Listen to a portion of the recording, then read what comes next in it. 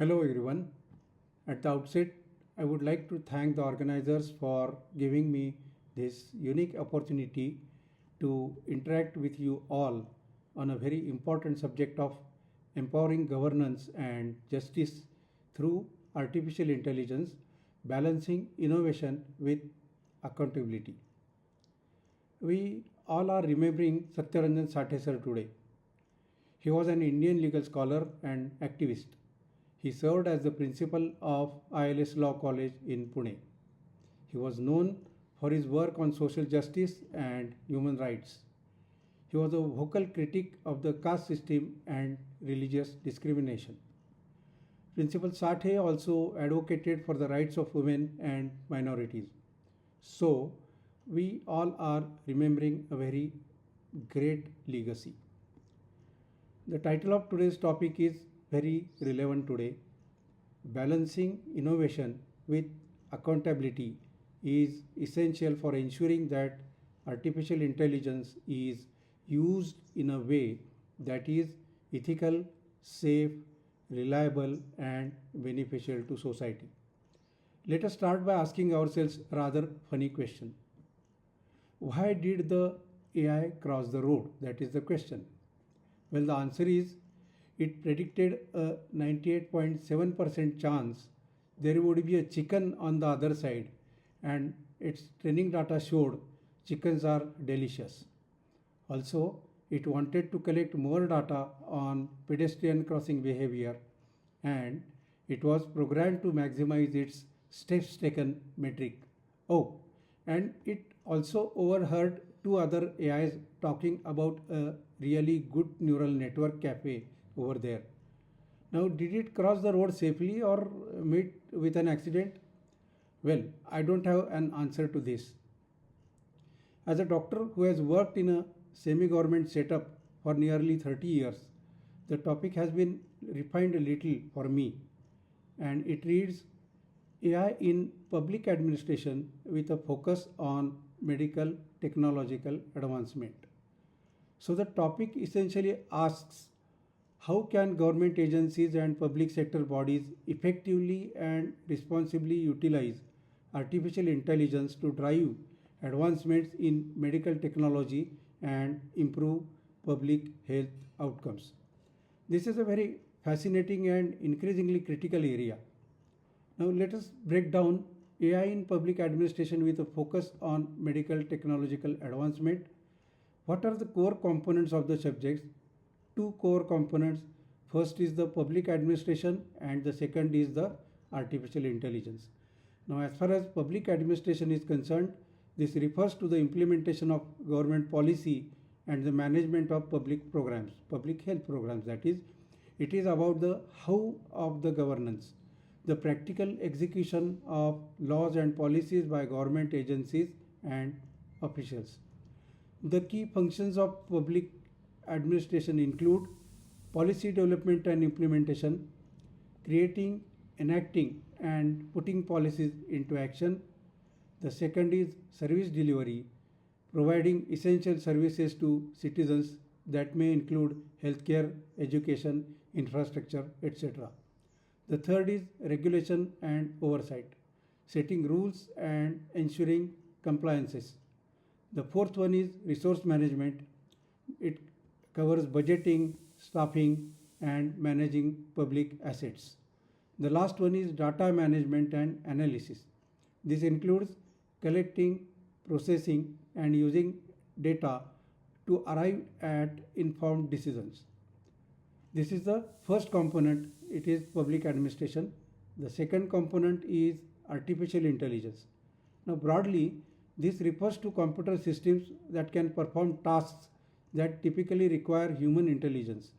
In public administration, we are likely talking about, in artificial intelligence, we are likely to be talking about machine learning, algorithms that learn from data without explicit programming, enabling predictions and pattern recognition. The second component is natural language processing. AI's ability to understand and process human language useful for communication and data extraction.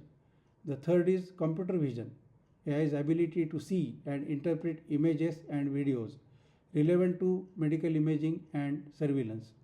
And the last one is robotics and automation, automating physical and repetitive tasks applicable to healthcare delivery and administration. These are the two components. These two components we try to interlink with medical technological advancement. This is a specific domain within public administrations we are focusing on. It is about leveraging the technology to improve healthcare outcomes and systems. AI plays a very crucial role herein. The various components of medical technological advancement that are relevant to our discussion today are the diagnostics and treatment. It includes AI powered imaging analysis, disease prediction, and personalized medicine.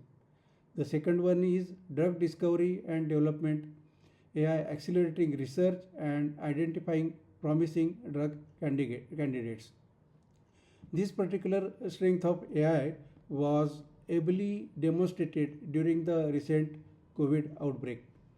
The third one is public health and epidemiology, AI for disease surveillance, outbreak prediction, and population health management. The next one is healthcare operations and efficiency, AI for streamlining administrative tasks, optimizing resource allocation, and improving patient flow. The last one is the assistive technologies and personalized healthcare, AI powered prosthetics, personalized health monitoring, and remote patient care. Now, let us try to frame our discussion.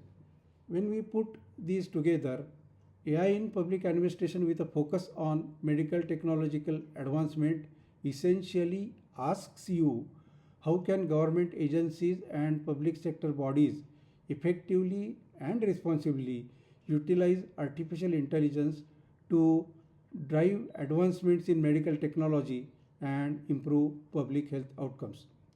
This is a multifaceted topic with significant implications and requires consideration of both the opportunities as well as the challenges. There are certain key areas to explore. To delve deeper into this topic, we can explore several key areas. The first one is the opportunities and potential benefits. Improved healthcare delivery and access is one very important potential benefit of AI application to the field of medical technology. Telemedicine and remote patient monitoring is the first thing. AI powered platforms can expand across and expand access to care in underserved areas, manage chronic conditions remotely, and reduce hospital readmissions. The reach of telemedicine facilities was tested and demonstrated during Corona times. The second is faster and more accurate diagnosis. AI algorithms can analyze medical images. It includes X-rays, CT scans, MRIs, histopathological slides with greater speed and potentially identify subtle patterns missed by human clinicians, leading to earlier and more accurate diagnosis. It is also true for histopathology. The third one is personalized medicine and treatment plans. AI can analyze vast data sets of patient information to develop tailor-made treatment plans and predict individual responses to therapies. The next one is enhanced public health surveillance and responses. AI can analyze data coming from various sources. It can have social media, search queries, health records to detect and predict disease outbreaks, enabling faster and more effective public health responses. The current epidemic of Guillain-Barré syndrome underlines this need. The second benefit is increased efficiency and cost savings in healthcare systems. Automation of administrative tasks is the first thing. AI can automate tasks like appointment scheduling, billing, claims processing, and medical record management, freeing up healthcare professionals to focus on patient care. The second advantage under this is optimized resource allocation. AI can analyze hospital data to predict patient flow, optimize staffing levels, and improve the utilization of medical equipment and resources, leading to cost savings. The third one is drug discovery and development acceleration. AI can analyze biological data, predict molecular interactions, and accelerate drug candidate identification, reducing the time and cost of bringing new drugs to the market. The next advantage is in strengthening the public health infrastructure and policy. The policy making can be data driven. AI can analyze population health data to identify health disparities, understand the effectiveness of public health interventions, and inform evidence based policy decisions. The second is predictive modeling of for public health emergencies. AI can help predict the spread of infectious diseases, model the impact of interventions, and inform resource allocation during public health crisis. The next one is improved health education and outreach. AI powered chatbots and virtual assistants can provide personalized health information, answer citizen queries, and improve public health communication campaigns. What are the challenges and what are the ethical considerations that we need to take into account? The first one is obviously data privacy and security. Protection of sensitive patient data is very important. AI in healthcare relies heavily on large data sets of patient information. Ensuring the privacy and security of this sensitive data is paramount. Robust data governance frameworks, anonymization techniques, and strong cybersecurity measures are essential. The second is compliance with various regulations of various government as well as international agencies. Public administration must ensure AI system comply with data privacy regulations and ethical guidance. The second challenge is algorithmic bias and fairness. There can be a bias in training data. AI algorithms learn from data. If the training data reflects existing biases in healthcare, that is underrepresentation of certain demographics in clinical trials, the AI system may perpetuate or even amplify these biases, leading to inequitable outcomes. The second is ensuring fairness and equity. Public administration must proactively address potential biases in AI algorithms and ensure that AI-driven medical technologies are deployed equitably and benefit all segments of the populations. There should be transparency and explainability. Understanding AI decision making is at times a little difficult. Some AI algorithms, particularly deep learning models, can be black boxes, meaning it is difficult to understand how they arrive at a particular decision. In healthcare, this lack of transparency can be problematic, especially for critical decisions like diagnosis and treatment. The second important thing is building trust and accountability.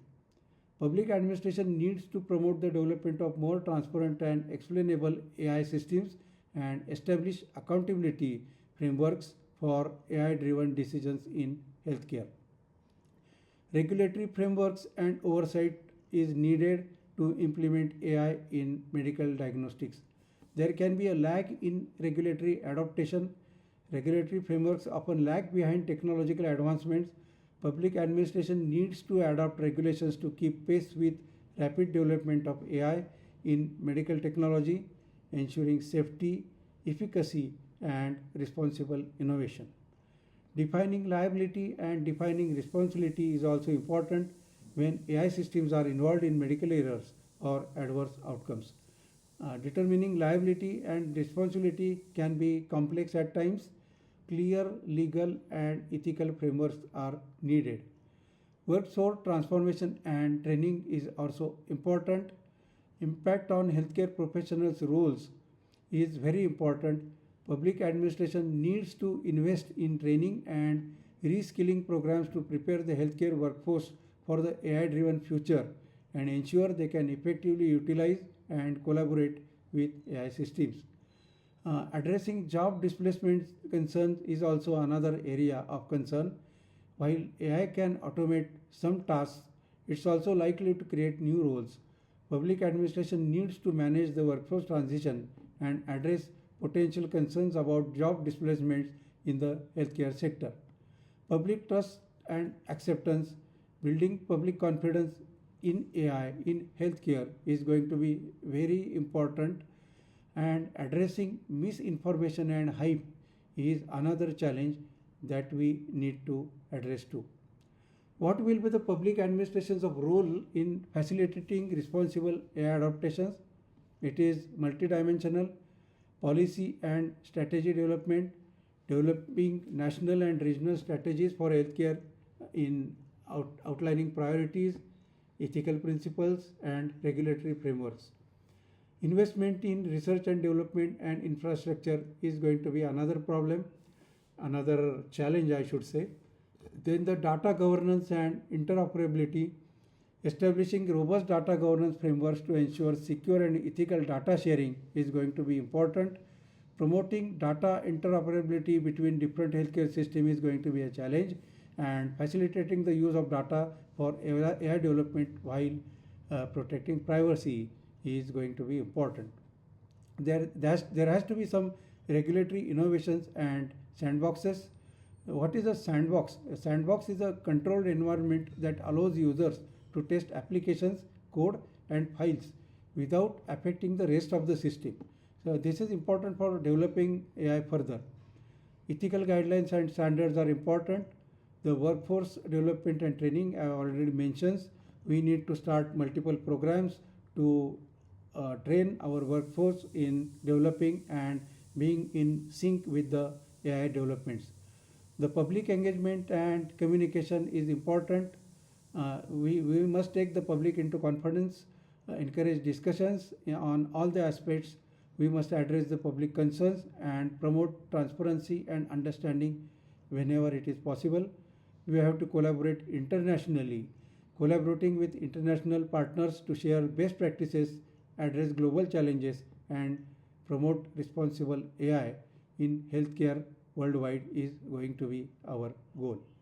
So, AI holds immense potentials to revolutionize medical technology and improve public health outcomes. However, realizing this potential requires proactive and responsible public administration. Governments and public sector agencies must play a crucial role in fostering innovation, addressing ethical and societal implications, building public trust, and ensuring that AI in medical technology serves the public good and promotes health equality. A thoughtful and strategic approach grounded in ethical principles and focused on public benefit is essential to navigate this transformative landscape successfully. Let me conclude by asking you all another question.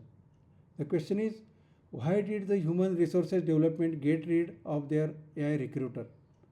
Why did the human resources department get rid of their AI recruiter? The answer is because it kept offering the best job to others AIs. It said they were more qualified and had better long-term potential. HR was starting to get worried they would be replaced next. Thank you very much for the patient listening.